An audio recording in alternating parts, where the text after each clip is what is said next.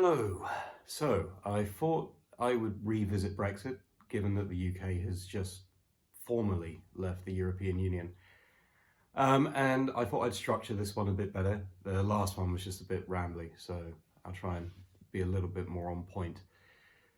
So technically, the UK has now left. We still have several months of negotiations and treaties and a lot of the detail to be worked out still. But what I wanted to talk about today is why the UK voted the way it did. A lot of people in Poland, as I've said before, do not understand. And from their point of view, it makes sense. I find very few Eurosceptics here in Poland, but let's be honest, Poland is benefiting from EU membership. It's really made a difference economically to the country. It's given the people the freedom of movement, which, allows them to kind of prosper, come home, and, bring that prosperity back. And, again, opened up trade.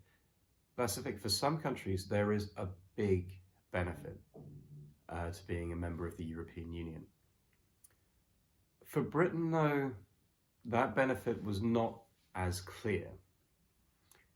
And, I have to cast my mind back a few years, but the debates on membership at the time were very heated. Both sides were very passionate about their cause, and the people in the middle found themselves kind of dragged one way or another. So first, a brief history of Britain and the now EU. So you actually have to go back to the 60s, and that's when Britain, first attempted to join. And at the time, I believe Charles de Gaulle was quite against Britain joining. He didn't think that the kind of economic and political values were consistent with the kind of the aims of the organization. Now, he retired in 1969 and Britain applied again. And in 1973, they signed the Treaty of Accession, which was signed by Edward Heath, and that kind of signaled us joining. So things continued, and Britain actually had a first referendum on leaving leaving the EU in 1975. Of course, at that point, there was nothing really major to sort of complain about what the EU was doing. They were still kind of in their infancy at that time.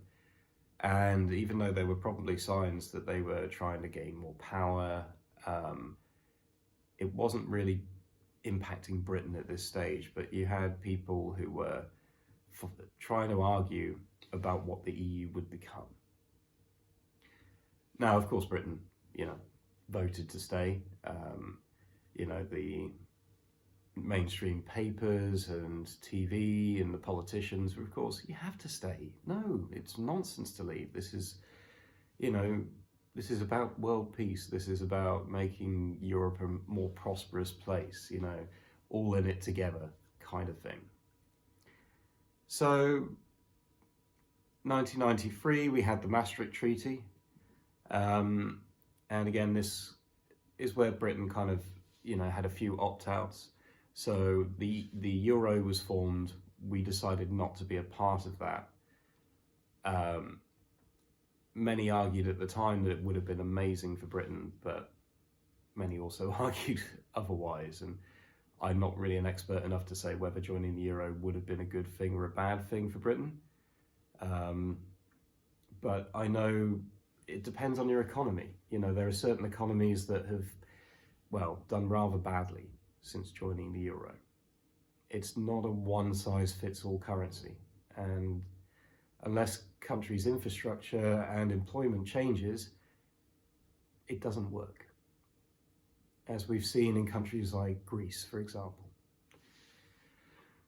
So in 2009 you had the Lisbon Treaty, and I don't know, again, I'm not really an expert, but again, this was about more integration. Um, it was about different voting structures within the EU, which made it a little bit more unaccountable. And then finally, the last big thing in our history was 2017, when we voted to leave. And here we are in 2020, and we've just left. So you can see things in politics don't happen quickly. But what are some of the reasons, that people voted to leave in the UK? Now, a lot of these are contested, and, I'm not going to weigh in and say I believe them 100% or I don't believe them 100%, but, they are valid reasons, and these are what, this was what in the mind of the voters when they made this decision. So, that was the kind of the funny one about, the laws and all of the regulation that was coming from Brussels. So there are a lot of arguments that they kind of caused a lot of extra red tape on business, which was sort of slowing down the industry. There was something about bendy bananas, which, it sounds hilarious, but, it's kind of the quality of food standards. And, a lot of people were like, why, is Britain not having these laws? Why are they coming from an outside body? Why should they apply to us? Some of them don't make sense. Some of them seem to be over the top. This was, just like a little bone of contention. I think the British people on the whole are a proud nation. I think they've lost their identity a little bit, which is another reason for Brexit, because you've got a nation that is very, very different now, very divided. It's not like America where you have like the Pledge of Allegiance, or, a strong teaching of the history. There are certain things in British history we don't learn about, like the Empire, for example. Like good or bad, I would have loved to have learnt about that in school. But no, we focus on kings and Romans and the EU and that sort of thing. Okay, so you had the European Court of Human Rights. Now, again, a lot of people debate this, but one problem that Britain has, a lot of the time, because we're involved in the wars in the Middle East, for example, is we're quite often a target of terrorist attacks. So there's a lot of scared people out there. There's a lot of paranoia, about certain individuals living in the UK. And, one rather notable case was this chap called Abu Hamza. Now, he was your typical Captain Hook, really. He had an eye patch, a hook for a hand, so automatically you have that kind of visualization of evil. But he was basically said to be promoting terrorism, to be encouraging people to join in the kind of crusade against the West. And, he was convicted.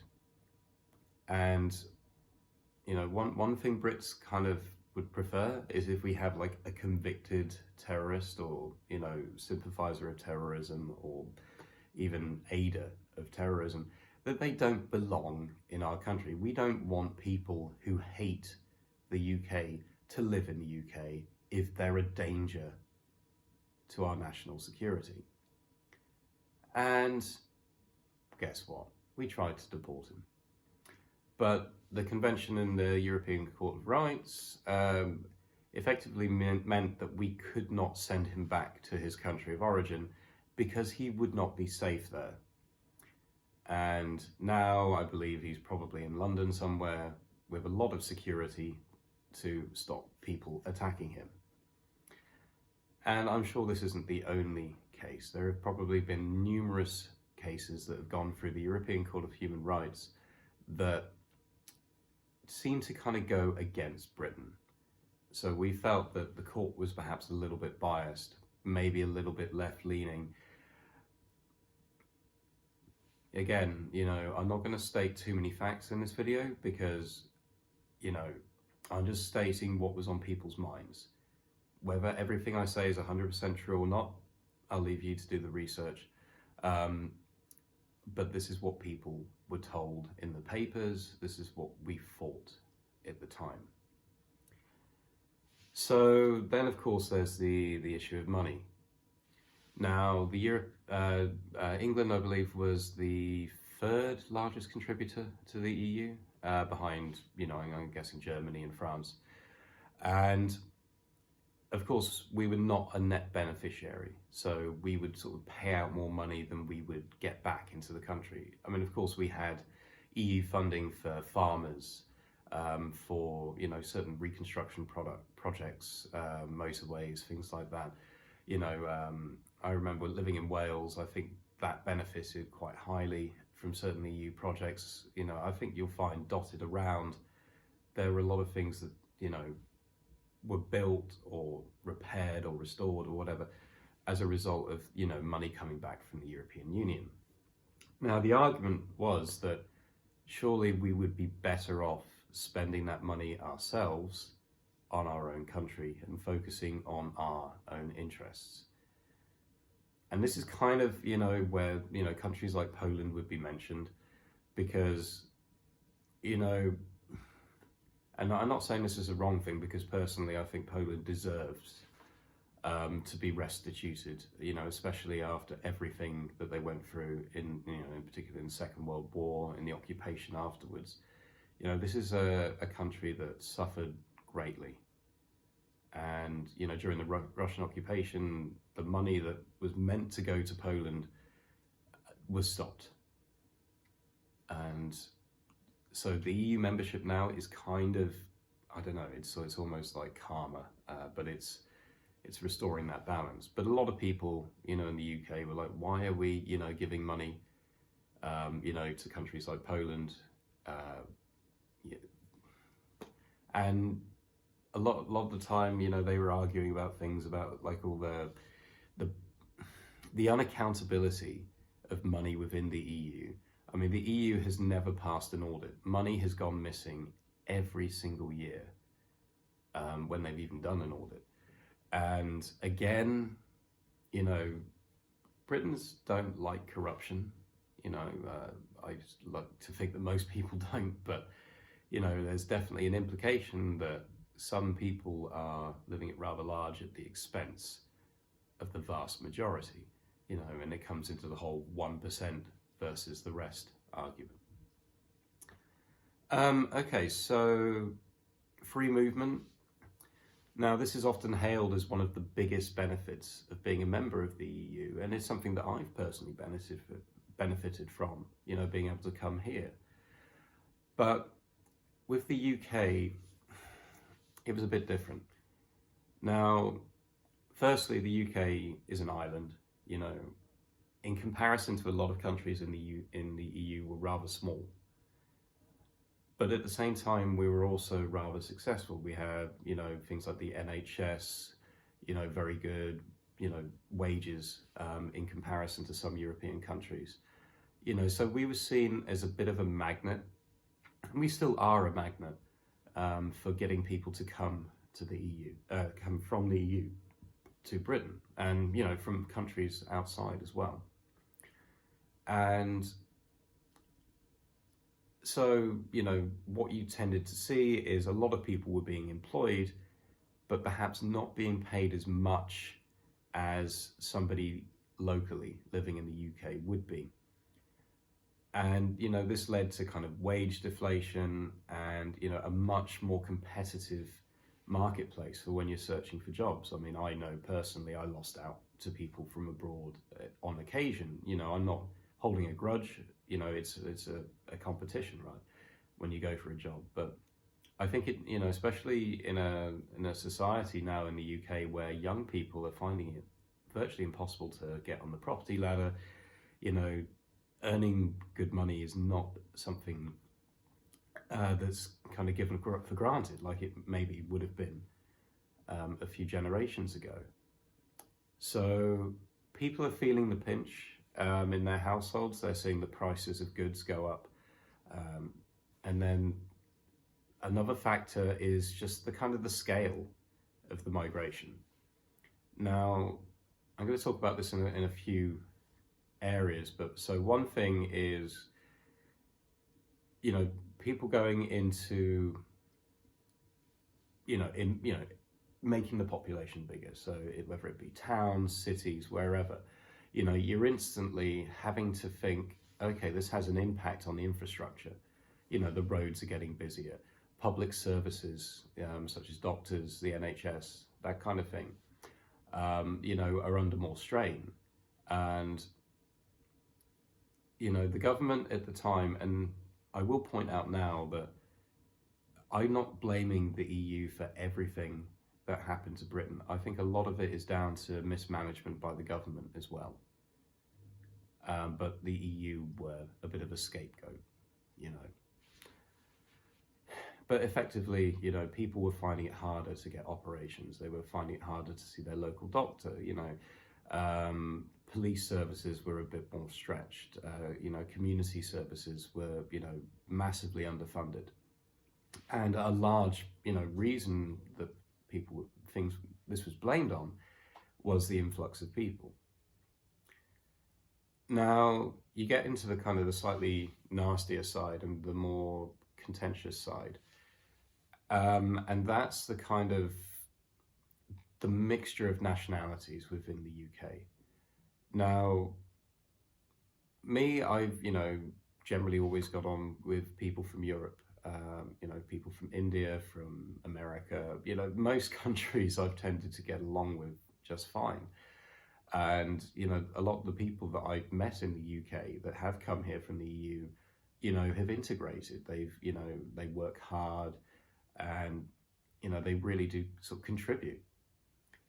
But you have that side of the coin. So the people that perhaps get paid cash in hand, particularly in some of the trade industries like building work or, cafe, restaurant staff, there are a lot of employers, and I'm going to point the finger at the employers here, who skirt the law a bit, again, to save a bit of money.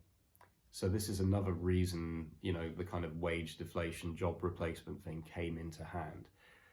And again, Brits don't like to be kind of ripped off. We're very much a country of fairness. And then, of course, you had the events of the migrant crisis. Now, this kind of coincided, with the referendum, and it was actually, a big fear in people's minds. And, I'm going to lay the fingers with Germany at this one, because you've got countries like Germany who are welcoming, migrants who are, taking the boats over from North Africa, without any respect for the safety of these migrants making the journey or the impact that this will have on the countries that they're coming to. I think ultimately, I'm not saying every migrant that comes from, the Middle East and North Africa are evil by any means. But you did see a lot of stories of kind of riots, places like Sweden, that Donald Trump was famously quoted like, Sweden, what's happened? There was a lot of kind of influx, which again, people in the UK were a bit worried about, because, EU free movement, you can only be a European citizen, to come over to the UK, but we're suddenly thinking, well, if all these people are coming over and they're getting European citizenship after a time, then they would flock to the UK and further increase the population and the burdens and the division within society. I mean, the UK is certainly not a united culture. And maybe I think this is another reason for Brexit, is people were kind of trying to unite the culture in a way.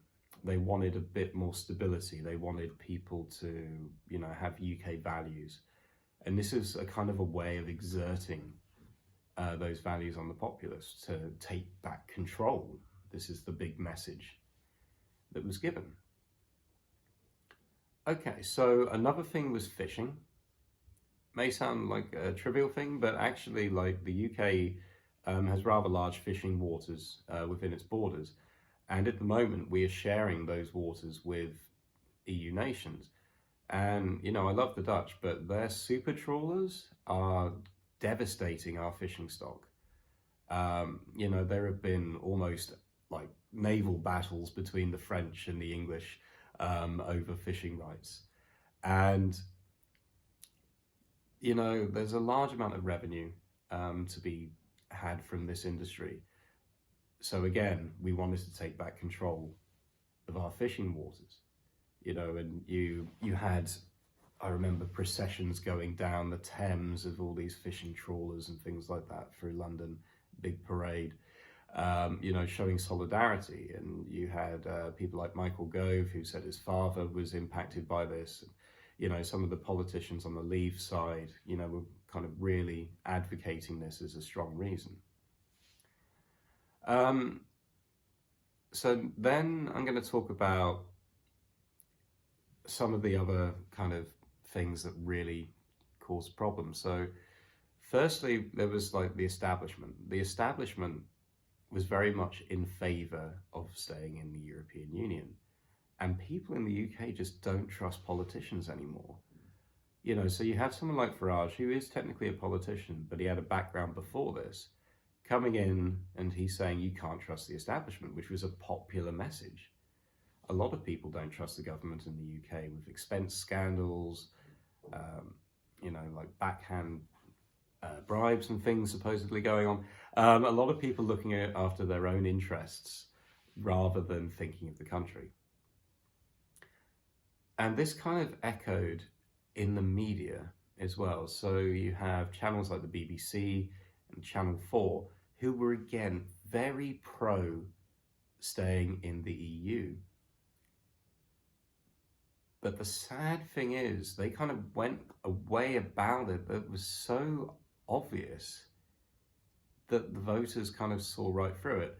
You have a program called Question Time that's weekly in the UK, where you get some politicians and maybe members of the media, maybe the odd celebrity will sit on a panel, and members of the audience would ask them questions.